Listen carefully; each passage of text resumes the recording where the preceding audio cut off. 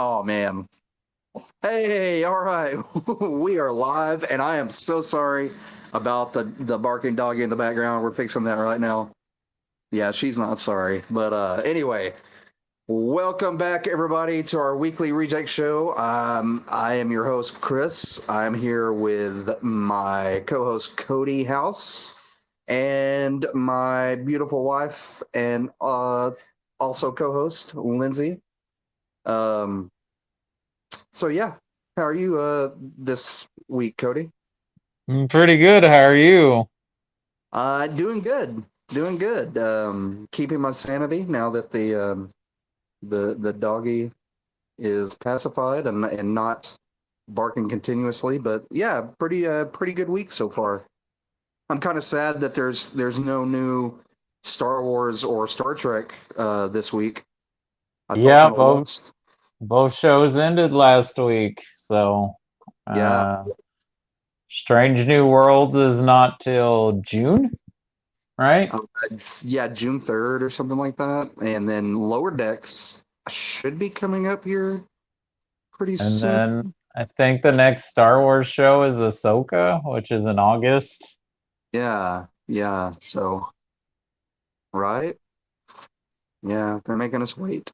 But I remember, Well, now that well, not associated with Star Trek, but now that Bob Iger is back as the CEO of Disney, he says he wants quality over quantity, so that's also why they pushed the Captain Marvel sequel back till November as well, as he's like they don't need to poop well, these things out like every 6 weeks. He's like, we can wait. I you want these know, to actually be good. I can understand that. I can get behind that. Um, I too would rather wait a little longer, although it's frustrating to get some quality material over something rushed. So I can see that. I can get behind that. But yeah. So this week we decided to switch it up a little bit. We're missing a few people. I hope you guys get to feeling well, and I hope your weeks are going great. But we decided to do a Western. I honestly don't know how these came about. I think we're just kind of like suggesting things, and they kind of popped up, and they were like, "Well, these two go good together." There were like four movies we were floating around, Y- and I Yeah, think these. you had suggested something completely different, and we kind of had a double feature in mind. And then you're like, oh, or we could do a Western. And then you and Jim started naming off all these different Westerns.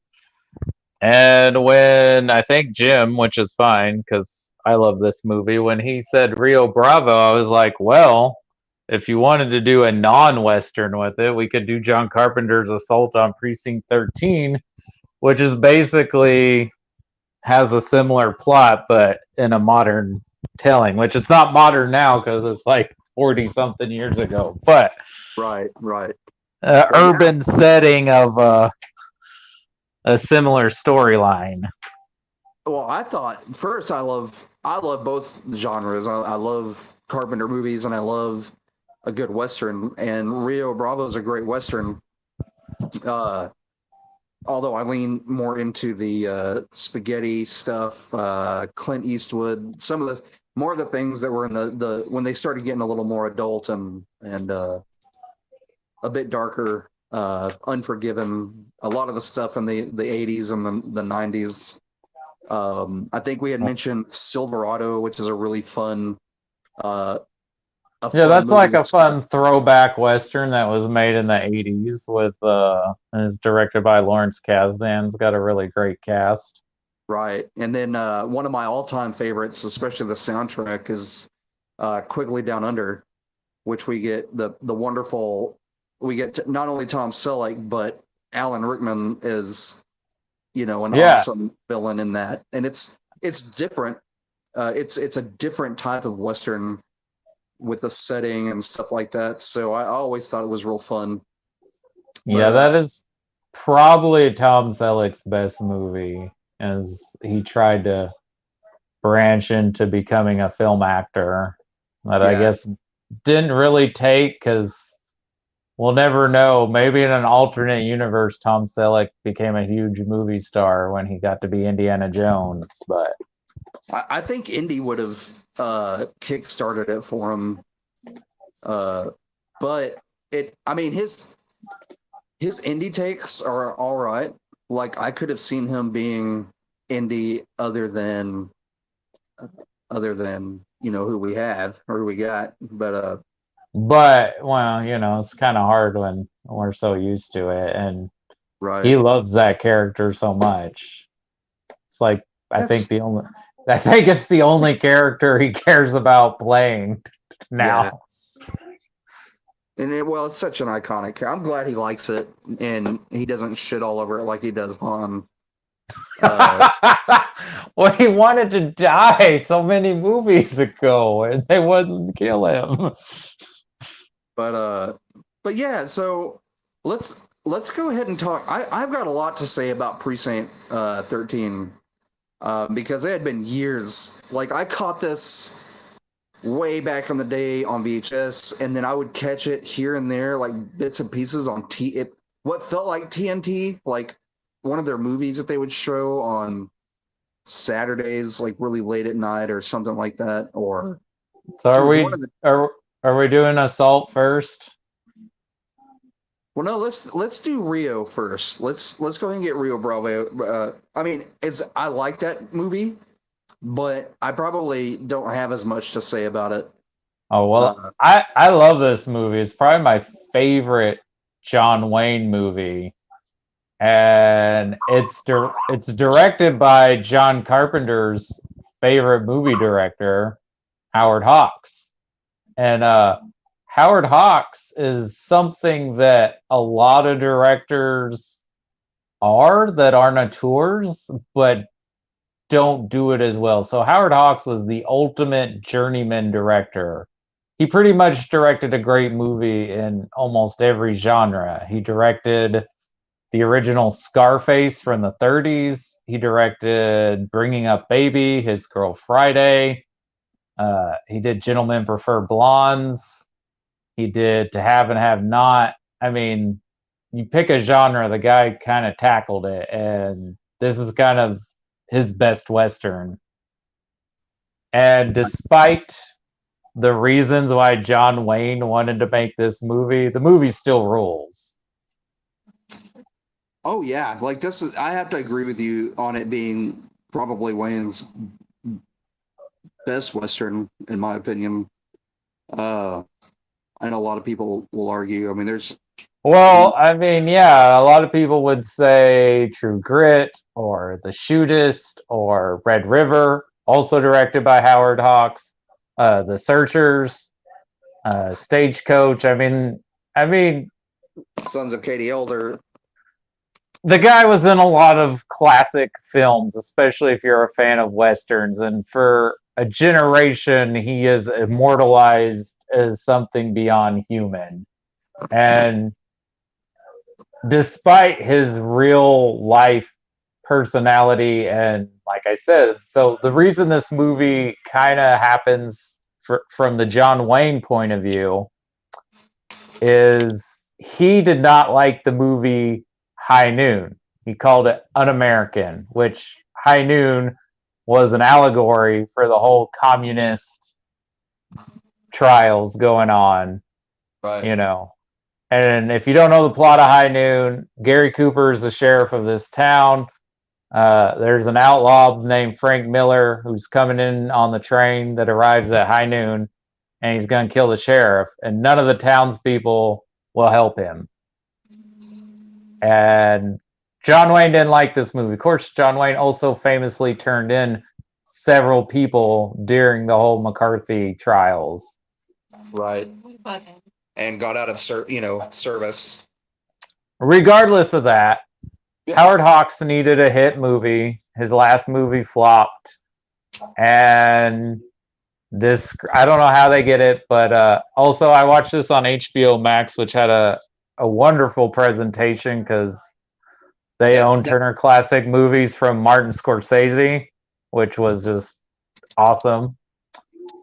But That's what we watched it on, and it was gorgeous, man.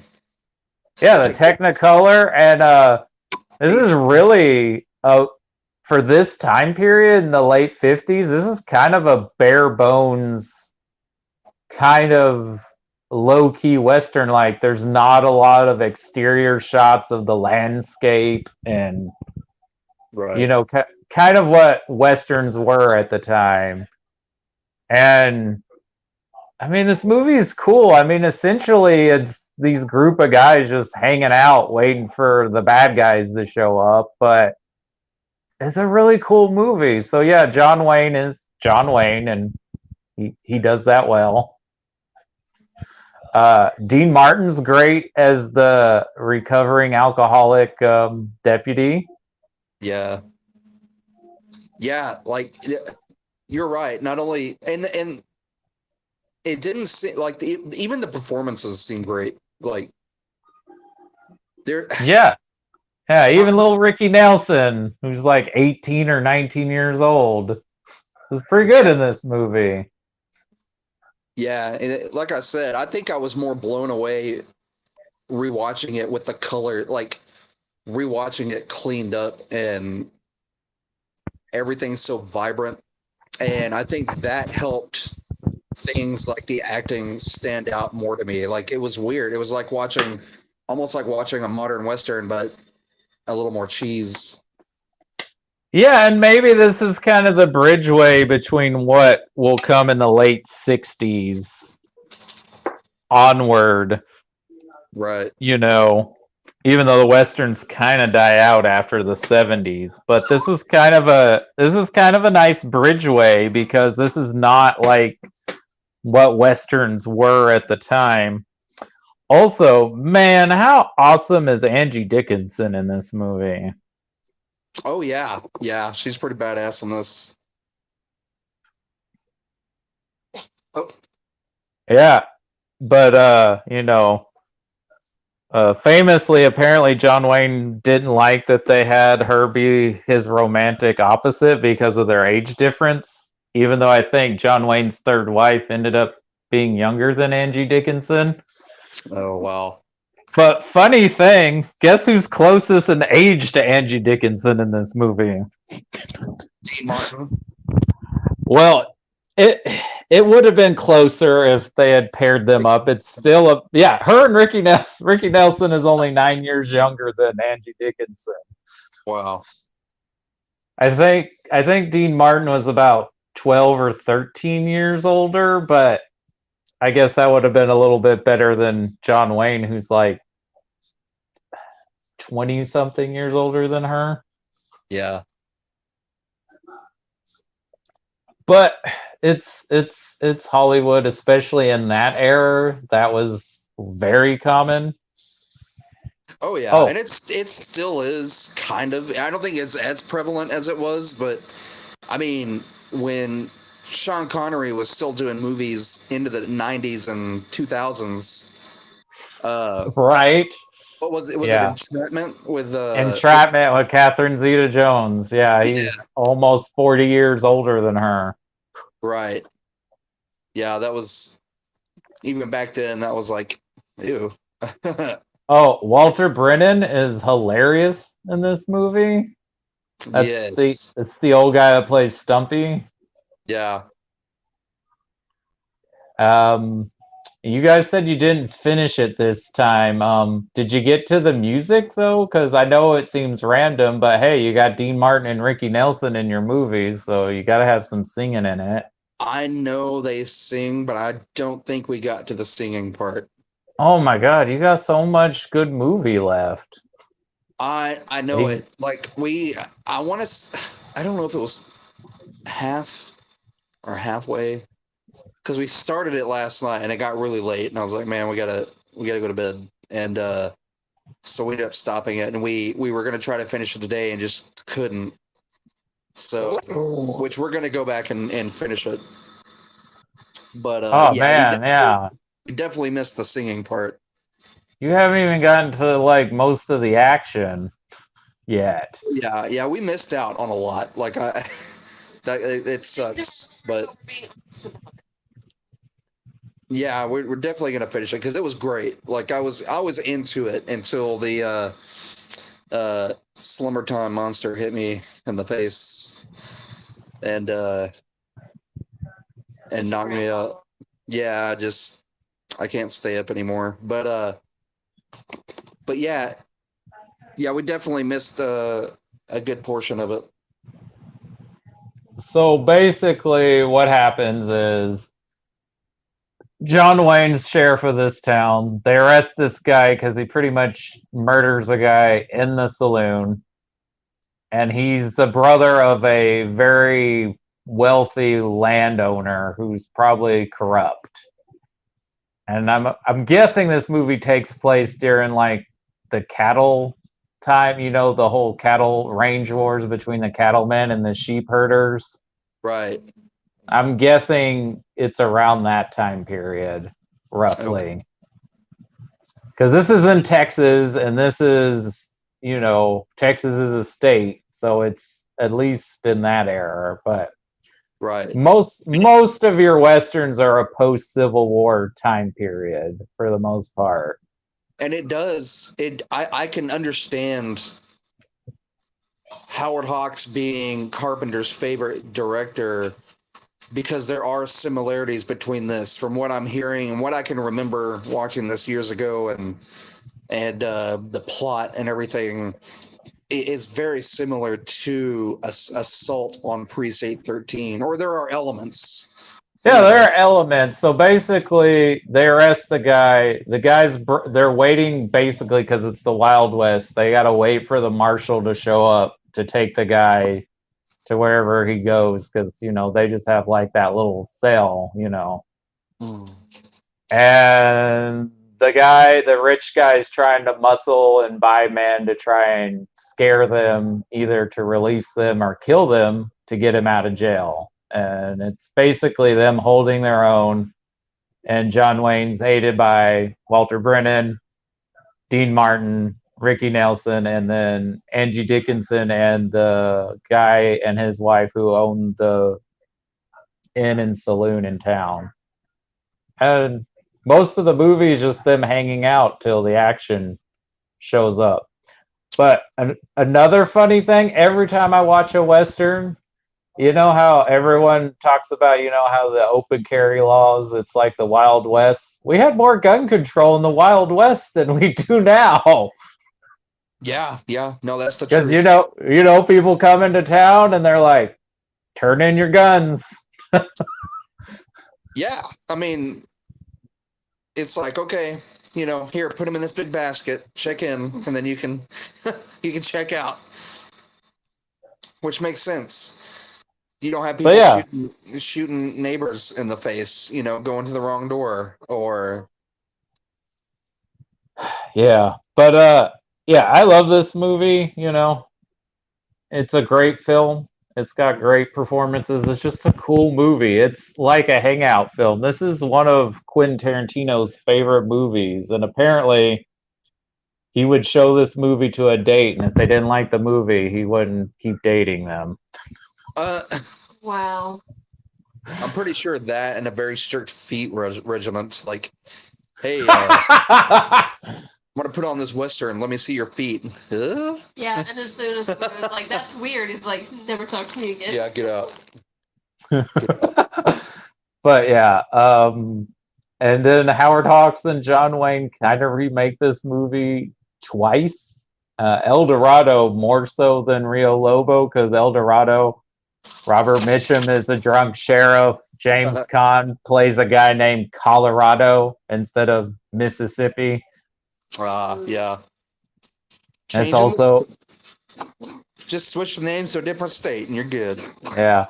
But it's a good movie too. Not quite as good as this one. And I don't think I've actually ever seen Rio Lobo, or if I have, I don't remember that one.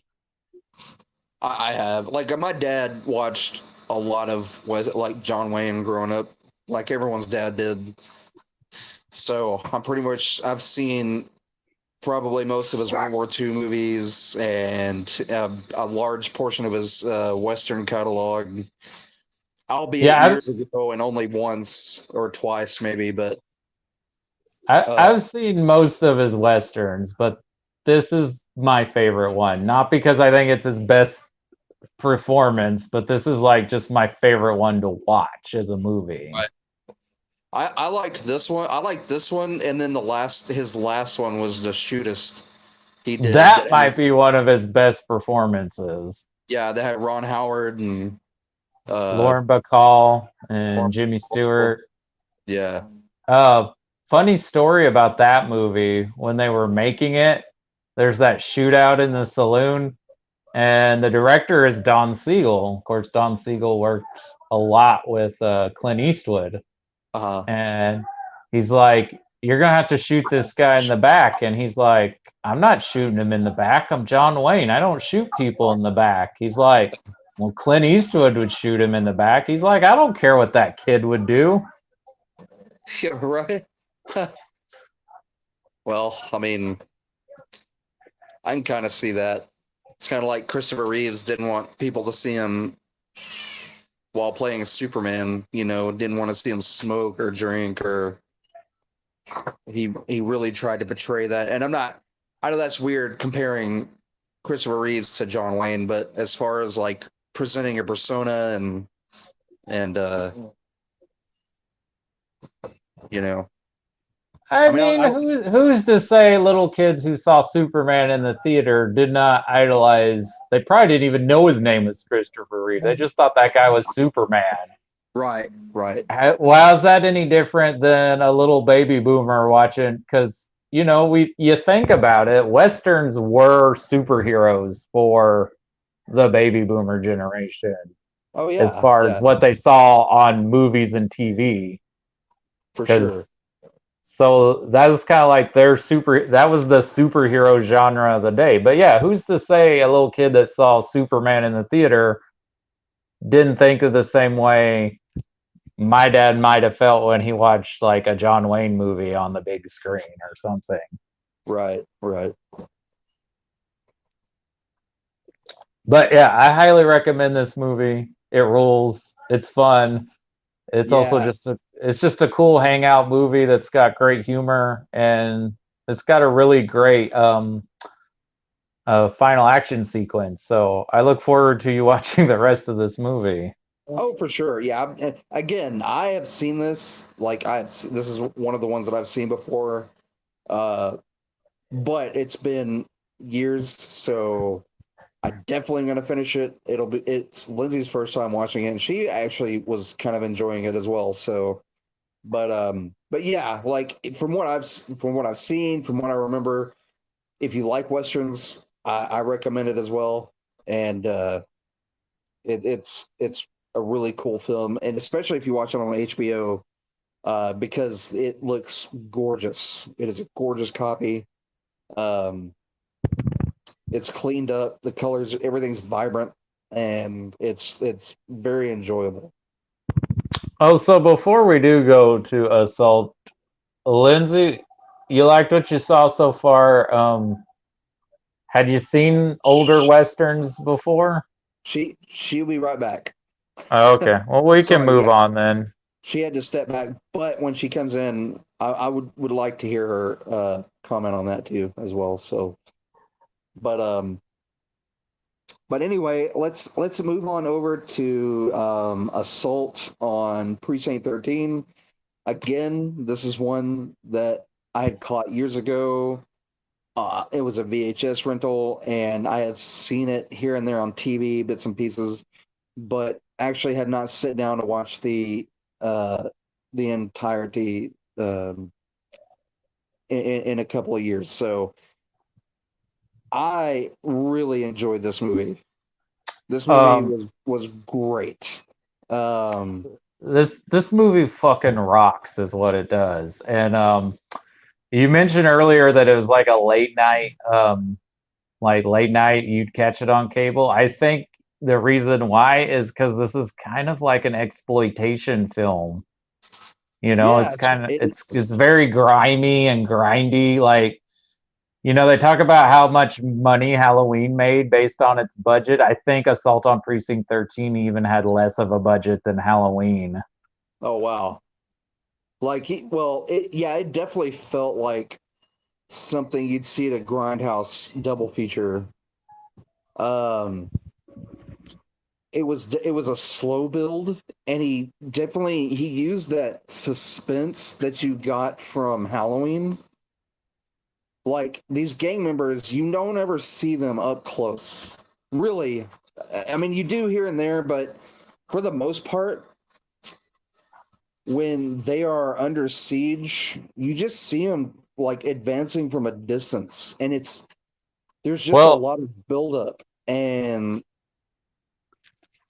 it's more the use of buildup and how am I trying to explain this? Like, well, it's almost like a zombie movie, right? They're not even really characters. They're just kind of figures. yeah, exactly. There you go. Like, it felt like a gang of Michael Myers.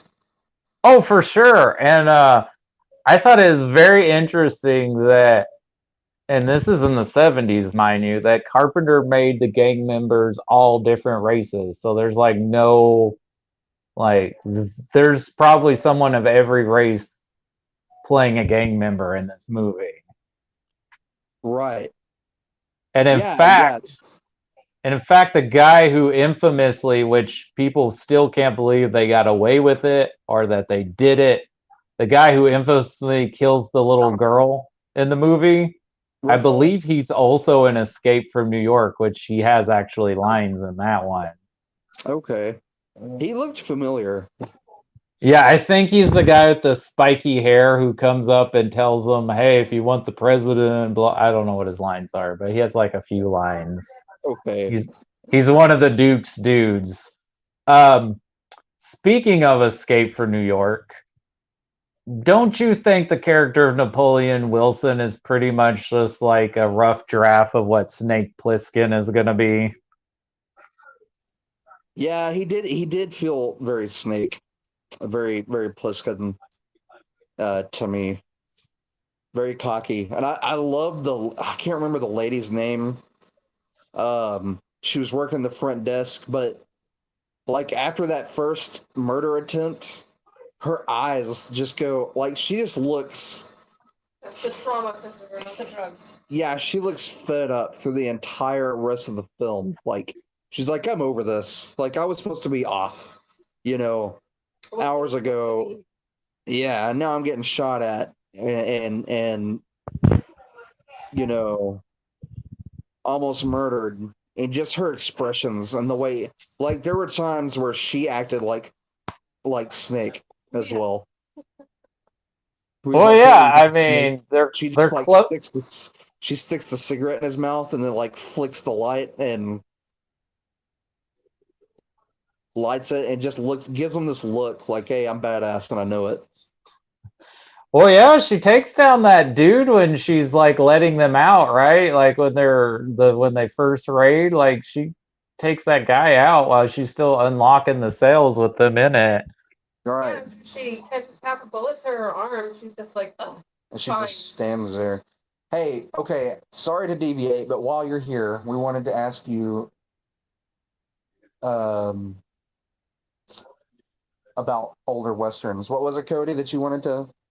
Well, I heard you liked what you saw so far, but I wanted to know, like, had you seen like older westerns before, or was this kind of like your first like of the classic era of Hollywood westerns? Oh, no.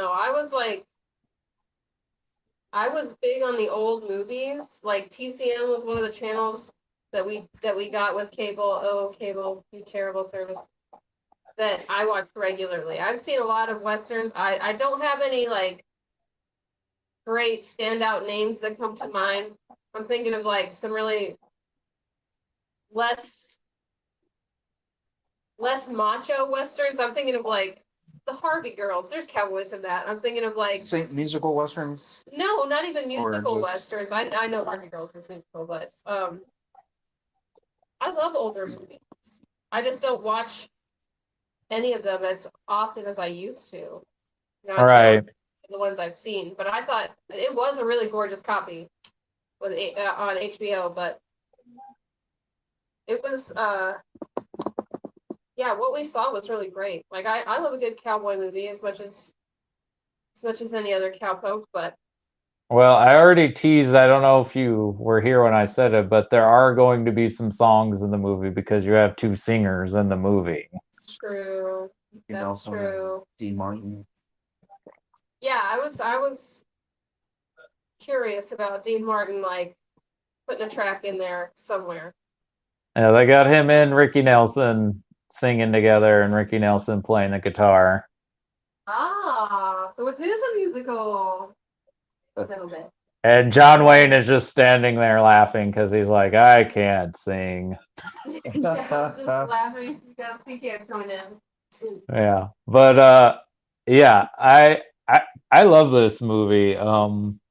Yeah, it's basically Rio Bravo meets Night of the Living Dead. And in fact, John Carpenter wrote, directed it, did the music. He also edited the movie. But if you notice, he put a reference from Rio Bravo in there on who the editor was. Really? It says edited by John T. Chance, which is John Wayne's name in Rio Bravo. That's his character. Well, that's awesome. You know, another movie that just really stood out to me, and another just kick-ass movie that I love is that I feel that would make a good double feature with this also is The Warriors. Oh yeah, man, The Warriors is great too because it's kind of a similar, like, you know, they're trying to make it out, right? They're trying to make it through the night. Oh, there's a great Warriors reference in John Wick 4. Oh man, that's all I'm gonna say. I am so ready to watch that. But yeah, Walter Hill is another guy that's kind of cool too. He's kind of in the John Carpenter realm, but Walter Hill never made a horror movie, so maybe he like kind of got closer to that Howard Hawks status because that's who John Carpenter really wanted to be. John Carpenter didn't really want to be the master of horror. He wanted to do like everything. But this movie's plot is kind of the plot of every John Carpenter movie almost. Yeah, just in a way. In a way, it's like always about either a group of people trying to survive, people coming in and trying to take out a building, or people trying to get out of somewhere. Yeah, but yeah, I can see where he borrows heavily from his movies plot wise. Hey, you're good at something, you're good at it. And from this movie on till They Live, that is a pretty damn near perfect filmography, not counting what came in the 90s, but right. Yeah, that run of movies is pretty awesome in my opinion. Yeah, yeah, that is a great run of movies. What, The Fog?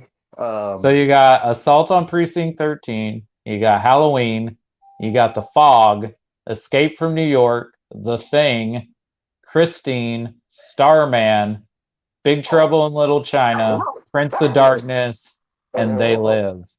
Wow, yeah, every one of those is just brilliant.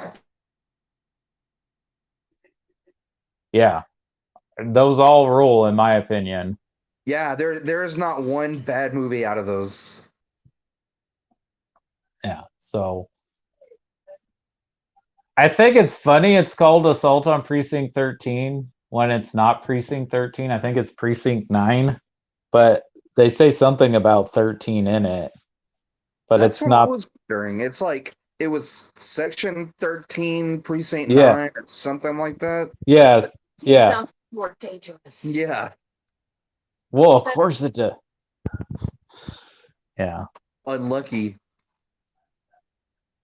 Right, which is another thing referenced in the movie when the other prisoner is like, I'm always unlucky. I love how that dude's on death row and like at the end they're best pals, like they're walking out together. He's like, "Don't you touch him." Yeah, the cop tries to arrest him because he's a Yeah. death row inmate. He's like, no. I mean, Still gonna they, kill him. I mean, they just been through hell, and like, he helped them. He didn't have to help them. He could have just. oh, he did. He had a major turnaround. Hopefully, in a perfect world, he at least got life and not death row. Because Right, he apparently, should have got a reduced sentence for like aiding the police during a siege. right. So maybe just maybe just 40 years instead of life, which is still a death sentence. But whatever he did to be put on death row is, hopefully. Well, like I said, it's that early archetype of what would be perfected with Snake Plissken. But basically, he's a bad guy, but he's got a code. He's like, he doesn't play by the rules, but he's not really evil. He's not a bad person. He just Right. doesn't like authority and gonna do what he wants. I don't kill kids under 11. The only difference between him and John McClane is that John McClane hasn't been arrested for crimes yet. He gets to be in a cop. Yeah. Yeah, and do you think they gave that poor lieutenant the shit job because they're like, it's your first day, we're gonna make you have to earn it? I figured it was a halfway between a rookie and a racial thing. Oh, I think so. I don't know if Carpenter purposely cast this actor because of that, to play with that, or it was also like kind of a nod to Night of the Living Dead as well. Right. Well, he was great. He was perfect in it. Oh, I loved his joke though when she asked how he takes his coffee, and he's like, all my life. She goes, black, and he goes, for the past 30 years. That made me die. Speaking of the little girl that gets killed, do you guys recognize where she's from? She's not the Witch Mountain girl, is she? Yep, she's the Witch Mountain girl, and she would later become a Real Housewife. Wow. Okay. I never paid attention to the housewife stuff, but Me either, but apparently her and the little girl Jamie Lee Curtis is babysitting in Halloween is also went on to become a Real Housewife. Wow. Yeah. Oh, Annie from Halloween, one of the friends that gets killed in the car, is the telephone operator in this movie, who also gets killed. Okay. Excuse me. So this is a lady. Oh, a little tidbit that I learned. The nurse in Halloween that's driving the car in the very beginning, and she gets murdered. That actress, she was from Jacksonville. Actually, Rusk. She's from Rusk. Oh, okay. Wow, Rusk. Yeah, that's awesome. Yeah, so that is two people involved in Halloween that are from places I lived, because John Carpenter was raised in the same area of Kentucky I'm from. Nice. Like, he lived there till he went to USC. And then you have what's her name from Jacksonville, and look, I miss what's her face in Cocaine Bear, man. She was awesome in that. Margot Martindale. But yeah, this isn't John Carpenter's first movie, but it's technically considered like his big debut, because Dark Star is kind of like a student film that ended up getting like a bigger budget because it was longer than what a student film needed to be, and they knew they could make it into a feature. Yeah. But this is kind of a movie that gets his name circled around. He does a couple of TV movies, and in fact, this movie is how he ends up getting Donald Pleasance to do Halloween, is because Donald Pleasance like, well, my daughter's a musician, and she said she liked the music in your other movie. Nice. Which, of course, the score does rule with this movie because it's a Carpenter movie. All his scores. rule. But yeah, I was very pleasantly surprised, like rewatching this, and it is very, like you said, like it's in that portion of his catalog that's just perfect. Like they're all just excellent films. And Yeah, like I said, this one's a slow 76 burn. to 88, perfect. Yeah, but like this one's a slow burn, but it works. Like the Well, setup, yeah, because the like I tension said, and the setup is there, and you know something's about to go down. And yeah. once it does, it doesn't stop. And this had that, to me, this had that Halloween tension to it. Like just that, you know, you just see Michael Myers and he's just walking, right? But you still have that anxiety and that tension that you would get if it were like a running zombie. It's just that slow, tedious buildup. And that's what these gang members did, is that a lot of them just walked. They were just walking with these automatic rifles and machine guns that were silenced. And like when they put the cars back, you know, that was just, to me, that was creepy. They were like, yeah, we're gonna fuck with them. We're gonna pull these cars up and move in on them, and then we're gonna put them back and remove the bodies and all that. So Yeah, like I said, they're not even characters. They're just like entities, and they really feel like zombies, like they don't even have a personality. They're just like the impending doom that's coming towards them.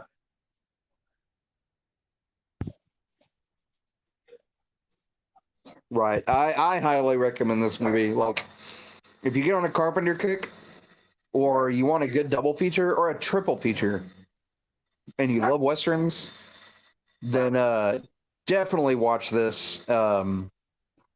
This, and throw in Rio Bravo, and then if you want another cool movie, then I recommend The Warriors, because it has the same feel to it. Yeah, it's a good recommendation. It's a good vibe. But yeah, this movie's a lot of fun, and it's a great promise of what Carpenter will bring to future movies. Yeah, but man,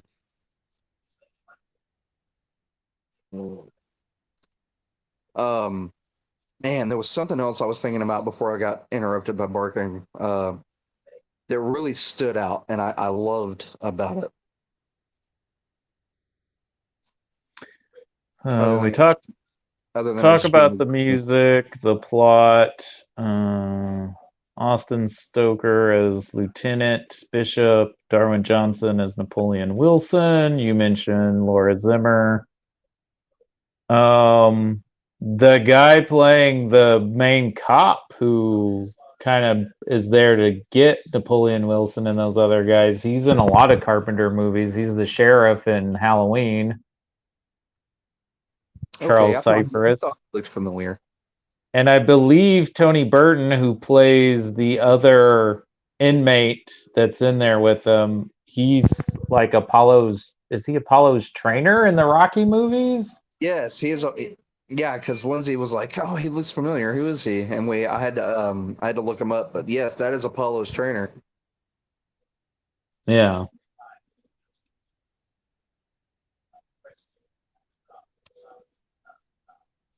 But yeah, this movie rules. It's awesome. Lindsay, Yeah. what did you think? Because this was your.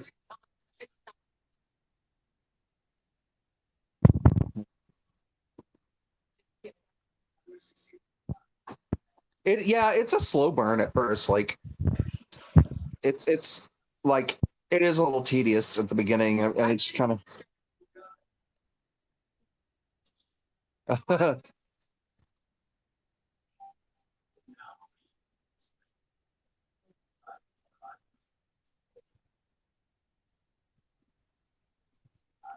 Yeah, I think like once it gets dark and they, that first policeman goes out the door and she goes, "Ah, ha, ha, so and so Tony fell down," and kind of giggles about it, and I'm like, no, no, Tony got shot. Um, apparently Edgar Wright and Simon Pegg are big fans of this movie.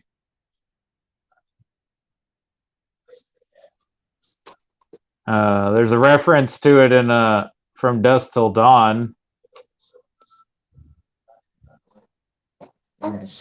I've not seen the remake, and I didn't really have any interest really. Oh, it's not bad. You talking about the one with Ethan Hawke and Lawrence Fishburne? It's definitely not as good as this movie, but as a remake compared to other Carpenter films they remade, it's not bad. It's different though. It's not the same movie, even though it has a similar plot. Okay, I mean maybe I'll have to give it a chance one day. It's decent. It's a decent watch. But the original's much better.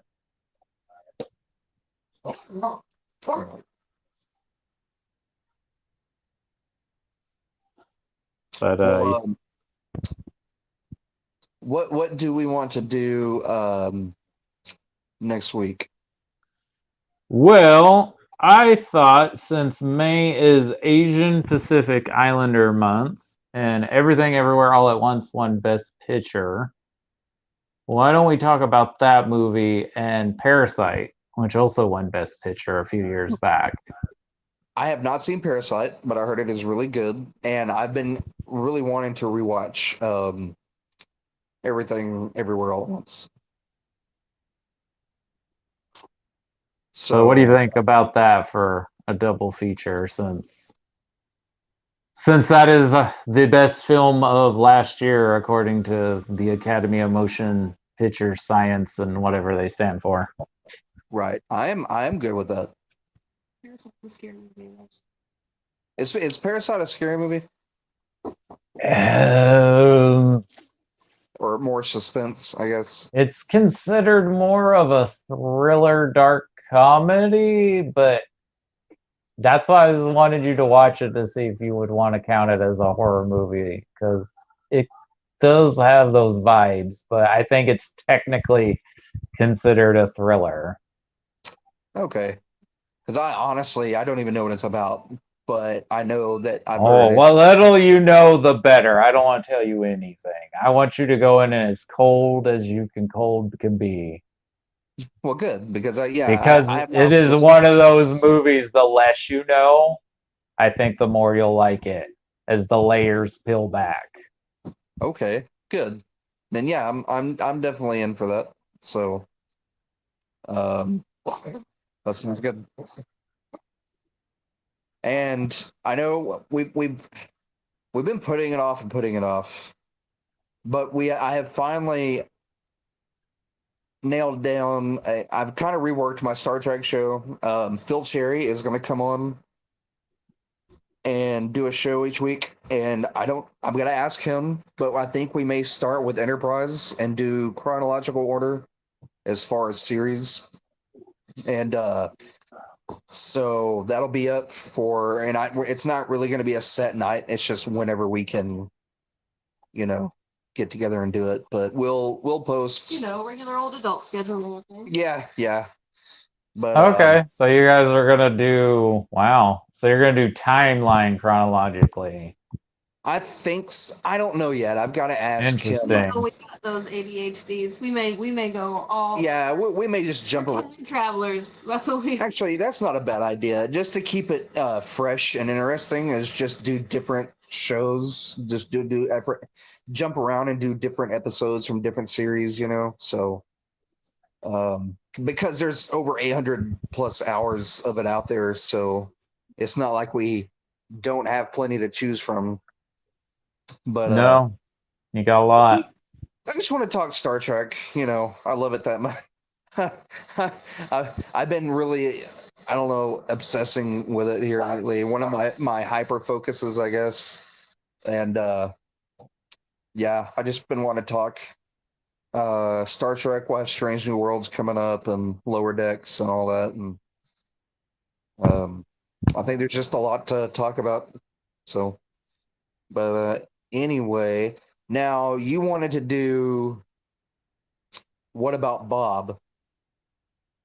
Which Hmm. weekend do that on? Sunday. This coming Sunday? Yes. That's right. Okay. You know, time is Wibbly wobbly. wibbly wobbly, timey wimey with me. But well, cool. Yeah, we'll definitely talk that and go from there. Alrighty. Yeah. So thanks for coming on and talking Rio Bravo, which we are probably going to turn around and finish because it's Yeah. awesome. You you oh yeah, do yourself a favor and finish that movie because it's Yeah, great. we definitely are. And the ever so delightful Assault on Precient 13, which was excellent. Highly recommend it. Again, it's a slow burn, but once it heats up, man, it's really great. So Yeah, I mean, I don't know. I guess it is a slow burn, but it didn't bother me. It's fine. I was into it. yeah, yeah. Oh. Yeah, I was Yeah, definitely agree, Cracker. yeah, Very disgruntled sound. yeah. Sorry for our elderly doggy. She just It's sometimes just we got to be earlier because it's her dinner time by the time we actually get on. So. yeah. Even though she ate dinner. She's Right. never satisfied. But anyway, all right. Well, yeah. Well, we will see you Sunday for that. Do you have anything going on Saturday? Any other shows going on? No, nothing else going on this weekend Okay. as far as And shows go. be on the lookout for some Star Trek talk. I think we're calling it the Observation Lounge. I think we decided to go with Observation Lounge. So yeah, we'll be talking different episodes, different topics, all Trek related. So that'll be fun. And thanks for listening. Yeah, and check out both of these movies. They rule. Especially if you like westerns or you like John Carpenter movies, and this is like the one John Carpenter movie you haven't gotten to. It's kind of where it all starts. It didn't start with Halloween. This movie was first, and you can see elements of all of his other movies in this one. So it's kind of Oh, where it all begins. yeah, for sure. And since you mentioned that dude, like having it being the prototype for Snake, I can definitely see it now. So, but but anyway, all right, man. Well, thanks for talking movies. You know, I always enjoy it, and we'll see you next week or this weekend, and then we'll be back next week for kicking off. Um, uh, help me out, Cody. I'm sorry. Asian Pacific Islander Month. Yes, thank you, sir. With Parasite and Everything, everywhere. yes, All at once. Yes. all at once, which is phenomenal. Which is right now. Which is right now. Yeah, which is right now, all the time. But all right, guys. All right. Bye. Everyone have a good night. Enjoy the rest of your week. Have a great weekend. Bye. Yes. Sentiments exactly. Yeah. No.